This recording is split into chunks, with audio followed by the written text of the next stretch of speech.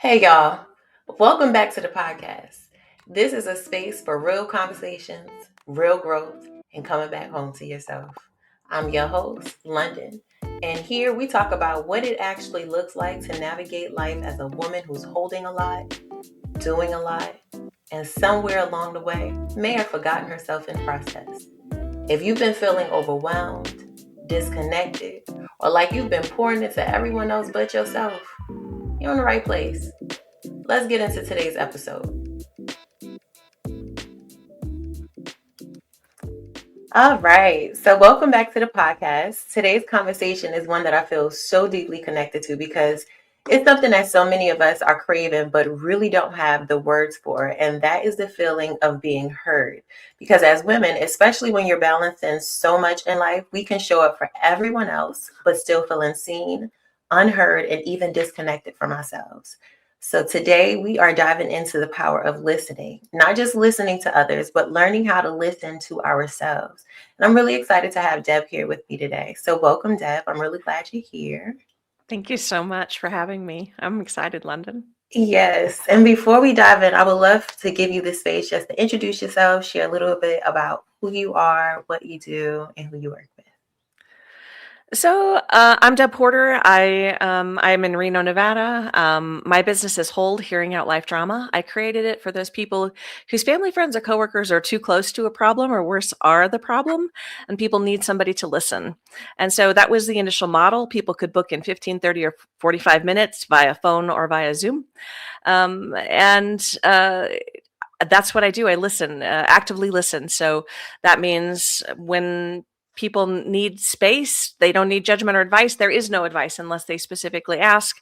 Um, yeah, and that grew into a business side as well. And so for businesses, I do team trainings and I offer some other things as well. So, yeah. I love that. Thank you so much for sharing. I'm really excited about the conversation today. Me too. I think it's so important to listen to yourself. And when we learn to listen to others, it changes things deeply. Yes, it does, especially when we learn to listen to ourselves too. I think that's really important. So, to start us off, I would like to first ask, what does it truly mean to be heard? So, to truly be heard, it requires two things. Active listening involves both hearing the words that are spoken, but also the emotions. And if you only do one or the other, you're going to miss. It has to be both. It's a really key, both the words and the feelings. And when you say actively listening, how do you actively listen to someone? So this is exactly what I teach. I have a method. It's called the core, and I'll just briefly explain that if you'd like. Yes. All right. So this is the process that I use because it's repeatable, it's rememberable, because it's simple.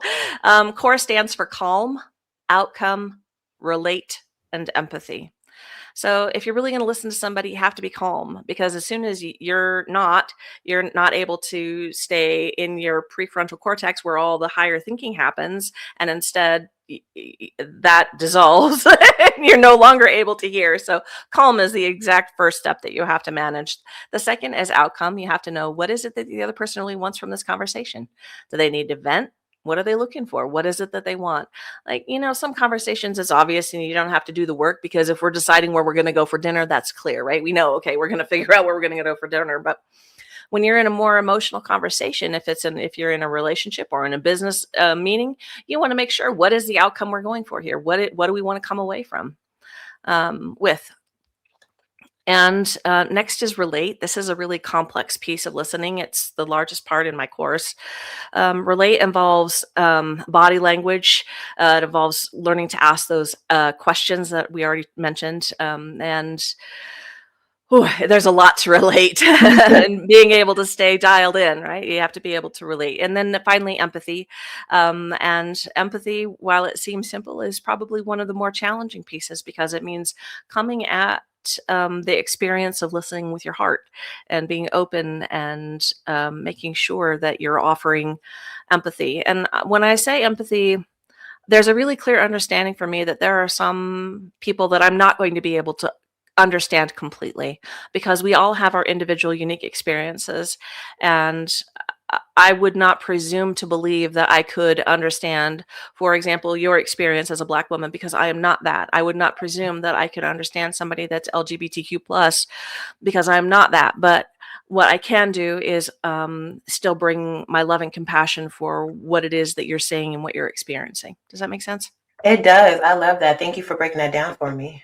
Mm-hmm. It makes a lot of sense, actually, especially when it comes to empathy. I think some people feel like with empathy, you have to understand, but you don't necessarily need to be in that same experience, but just be open to listening with your heart and understanding or giving that person a space to say whatever it is that they need to say or Right. feel. Exactly, and accepting that their experience is real, and that even if you can't understand it all the way, that they matter to you, and you want to have that understanding to the extent that you can. That Absolutely. really moves people. Yeah. Yeah. Thank you. So, why do you think so many people feel unseen or unheard even when they're surrounded by others? London, did you know that only 2% of people have ever been trained in active listening in our nation? 2%. Mm. Nobody, I mean, if I ask you, have you ever had any training in active listening? So, as a coach, yes. Okay. In general in life, no. Yeah, But it that's something wasn't. I had to choose to do. Exactly, you had to choose to do it, and so that's true of most people. It wasn't taught to us in our education in the United States.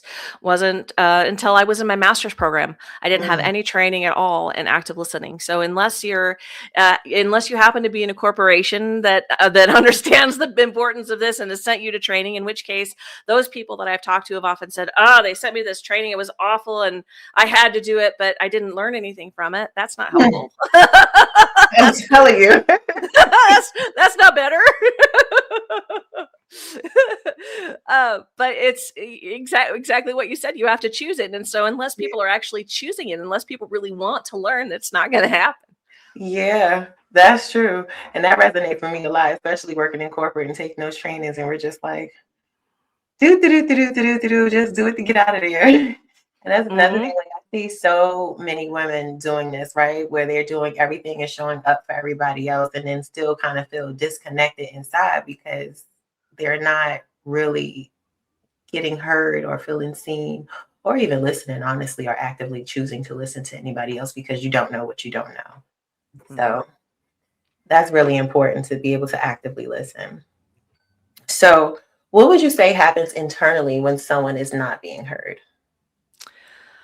Think about it from your own experience. What do you Mm. notice if you think about it from your own experience? When I Sit think with about that it for a from my minute. own experience, whoo, you turned it back Mm, on me. I So, did. If that's uncomfortable, I'll take it a different no, that direction. is totally okay. When I don't feel heard, there's a mix of emotions that I would say comes up. I feel maybe rejected. Hmm. Um, I definitely don't feel seen in that moment. I don't feel like I have, or I might have a voice, but I don't feel like it matters. Hmm. So I think what I used to do in that moment when I don't feel heard, I would shrink. Shut down. Yep. Yeah, definitely shut down, especially when I was working in corporate. More often than not, when we would have our meetings, our weekly meetings. I very rarely showed up in the meetings, meaning I was there, I was present, right? I knew what they were talking about, but I didn't feel like my voice mattered, so I never voiced my opinion because you're not going to hear me anyway. So what's the point? Exactly. And when you think about that from a business perspective, did you know that billions with a B are lost every single year in business exactly because of that? Because when employees don't feel seen or heard, their very best ideas, your most valuable asset is your people. And if Mhm. you have people that are sitting in meetings in those rooms and they're not feeling seen and heard and they're not bringing up those ideas, you're losing money every Yeah, time, every time. yeah, that is so true. And I think that So, was one of the main reasons why I kind of decided like corporate wasn't for me. yeah. Yeah, because exactly, it doesn't when you don't feel like that, when you don't feel good, when you're in that experience of, what does it feel like when people aren't seen and feeling heard, it's uncomfortable. It's not we're not valued. And that's if the number one thing that most people want is good communication in their workplace. That is the number one desire. Good communication. Think about that for a minute. Good communication. And what is the foundation of good communication? It starts with listening. Listening's the bedrock. Like, it's great to be able to talk, but if you can't hear the other person, you haven't communicated at all. Mm, that is so true. So my next question was, how does that show up in a woman's life, especially for high achieving women who are used to holding everything together? So, certainly, if we want to be heard, we have to take the risk of being vulnerable to use our voice. That's certainly true. I mean, there is responsibility in that. I'm not going to let us all off the hook with that. But in that, um, I think it's so important to listen to ourselves in order to understand what it is that we need to bring forward. Like, we have emotions in our lives to help guide us. That's what they're there for. It took me a long time to learn that, but when I really began to understand that's what our emotions are for, I began to not hate them for what they did to me, and instead began to embrace them and go, "Oh, what is this teaching me now? Oh, what do I feel?" And for the longest time, because I was so disconnected, because I grew up in a generation, I'm older than you, so I'm 54. I grew up in a generation where those feelings weren't necessarily people didn't want to know. And if they did show up, they were often shut down pretty quickly. And so I had to take some time to learn, okay, to learn how to name them. That's really the first step. If you don't know how to do that, you got to do that for yourself. You got to know what you feel. And if you don't know what you feel, you got to take steps to learn how to know. For me, that looked like creating a board with a list of feelings. The Center for Nonviolent Communication has this great list. Feelings when your needs are met and feelings when your needs aren't being met. And so I would go to that list, and when I got stuck early on in my personal work, and I'd be like, okay, I know I feel something. What is it that I feel? And I would just read the list until I would be able to identify, that's the thing I feel. And so then as soon as you know what you feel, then, okay, now I've named it. Now I know what it is internally. Now, how do I begin to articulate that and share that with another person in my life? That's really, really important. I love that you shared that because it's so important to be able to name the emotion behind the feeling. And I feel like sometimes that's where we could lose ourselves when we know we are feeling something, but we don't necessarily know how to name it. So it's just it's easier to relate to anger, right? Mhm. Or even sadness, even, right? So it's like I feel sad or I feel angry, but like really what is it that you're feeling right now? Yeah. I think it's really important. Thank you for sharing that. I had to learn that the thoughts are different than the emotions. And then being able to distinguish the two, because I would a lot of, well, I feel, and then I would give a thinking thing. Nope, that doesn't work. Nope. What is it that I feel?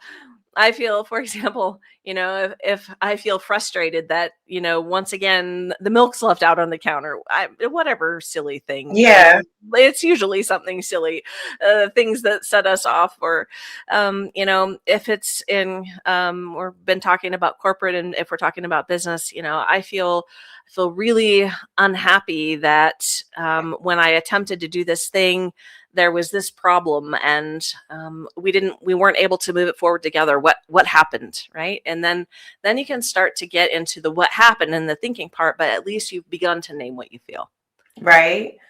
So it's like for me, when I talk to other people, how I like to see it is like I always ask why. I remember one of my coaches was like, "You're not supposed to ask why, London," but I like asking why. So it's like I feel blank and why, right? So I feel this way and this is why I feel it. So that way you could kind of like articulate whatever it is that's going on for you and be able to express it. Yeah, that's a good tool. That's a good tool, because what's really key about what you just said there is I feel. And so what you're doing is you're starting with an I statement. You're not accusing somebody else, like, you made me feel this, you did this thing. Like, when we come at our communication from those I statements, it smooths and softens the way forward, to make sure that those connections are really happening. Absolutely. Where where do you see women disconnecting from themselves the most? I think that anytime there are old messages that get started in our brain, things that we're reacting because we have a thought of this is how we're supposed to be. Um, I think I've certainly seen it women who are getting divorced. They're trying to get back to themselves, but there's been that disconnect, and they're trying to figure out their way back. I hear a lot of that. I also hear um, because of my experience, I also talk to a lot of caregivers. And so the caregivers, they've been disconnected because they have this huge sense of responsibility, and they've forgotten that it's important that they matter too, and they have to put themselves first in order to be able to serve.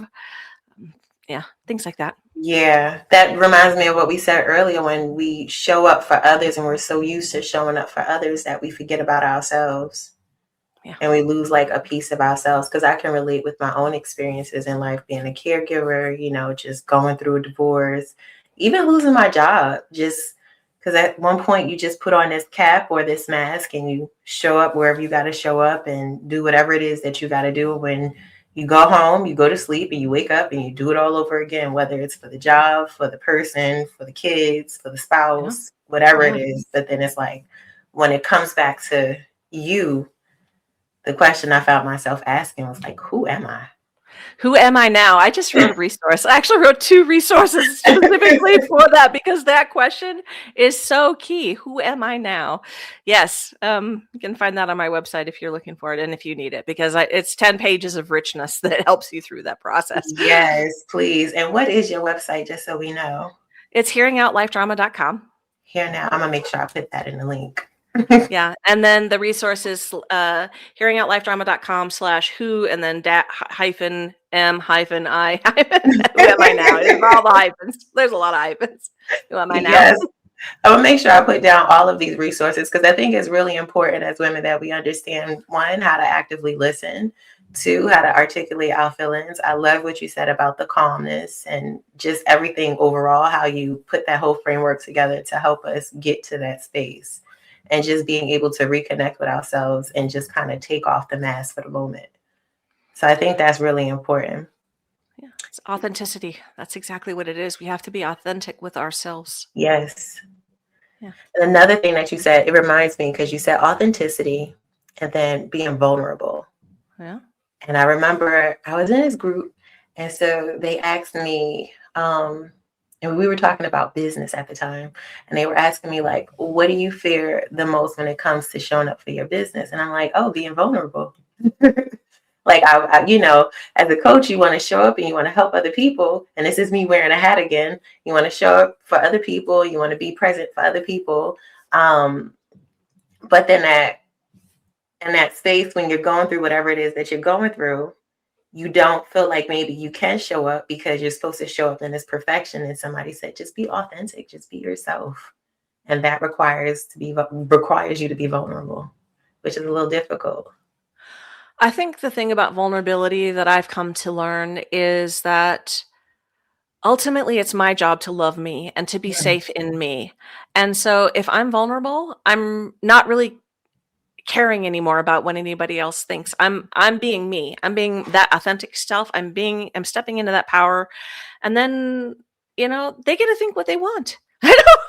I mean, Right. it's fine. You get to have your opinion. It's perfectly fine. Not everybody's going to love me. It's perfectly fine. This is my truth. This is what I know. If it helps you, I love that. If it doesn't, it's okay. It's okay. Move on. Find the one that does resonate with you. It's all good. And would you feel comfortable sharing, like, what did it take for you to get into that space to just be comfortable with yourself? A lot of the feeling uncomfortable that you just described. Right. That's not for another phrase. Be comfortable with the uncomfortableness. That's it.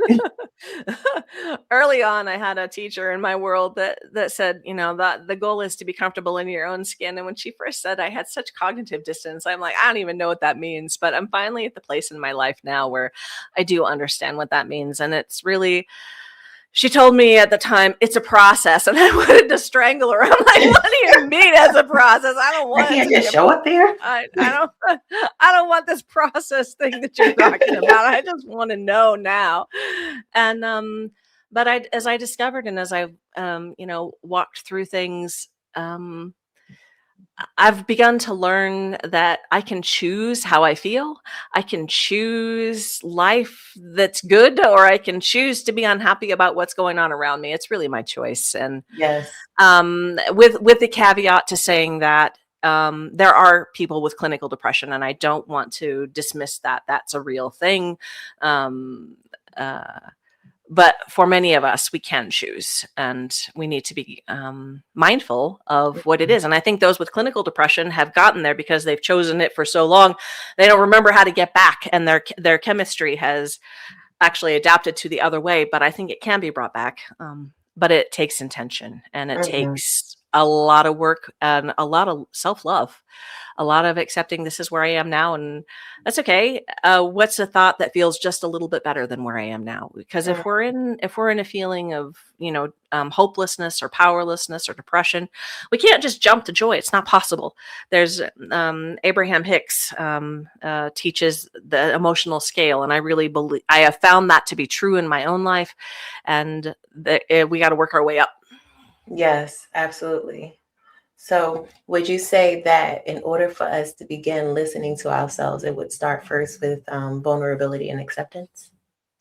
I think it starts first with us. Yeah, absolutely. I think starting to notice times when you're being harsh in your own mind with yourself. I think that's really key. You got to start listening to what's going on in your own mind. Yeah. That's really important. Yeah. What is one small shift that someone can make today to feel more connected to themselves?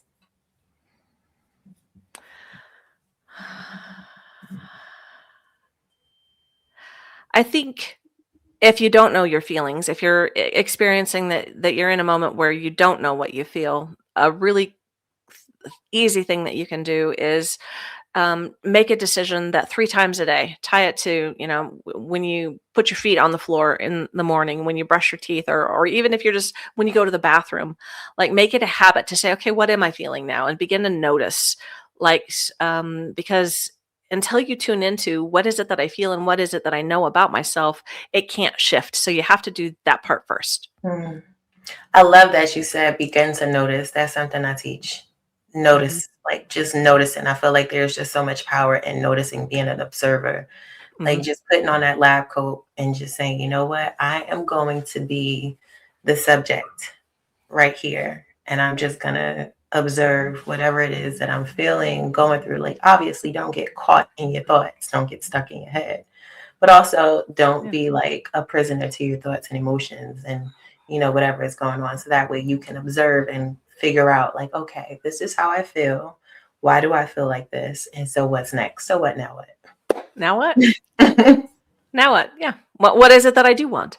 Yes, I love that. This was awesome. I really enjoyed this conversation. It was really a pleasure having you here today. Oh, no, Like thank you I so could keep much. going and going and going and going and going, but I think we have some like really great tools here that I Fantastic. am excited to share. So before we wrap up though, I would love for you to share, where can our listeners find you? Where can we connect with you and learn more about the work that you're doing? And I'll be sure also to include all of those links in the podcast and at the bottom so everybody can click into it. Thank you. Yeah, the website's a great place, hearingoutLifeDrama.com. I write blogs. I've recently started to audio record them if you like to listen instead of Mm. read. That's now an option for most of them. I discovered I had like 183 blogs, and so it got a little overwhelming when I started to, I'm going to record all of them, but I'm working my way through them. And so the website's a great place. I'm also on social media, whatever your favorite platform is. TikTok, Instagram, Facebook, wherever I'm on there. So Thank you. thank you. All right. So thank you so much for sharing that. And thank you again for being here and just pouring into this conversation. This conversation is really a reminder that being heard is not just something that we look into or look for in ourselves. It's something that we have to learn to give ourselves. So everyone listening, take a moment today to just slow down and just ask yourself, what have I been trying to tell myself that I haven't been listening to? So I really hope you enjoyed today's podcast. This is a space for conversations with real women, navigating real life and learning how to come back home to yourselves. My favorite phrase is just taking it one ghetto day at a time. So if this conversation resonated with you, I'd love for you to stay connected. You can follow me on YouTube at Empower Her Podcast and on social media at Her Law of Growth, where I share more conversations, tools, and support to help you on your journey. And if you're ready to go deeper, I'll also have some free resources to help you reconnect with yourself, but you could find that in the link in my bio. So until next time. Thank you for being here and taking this time for yourself. If this episode spoke to you, share it with someone who may need it too. And make sure you're following the podcast so you don't miss what's next.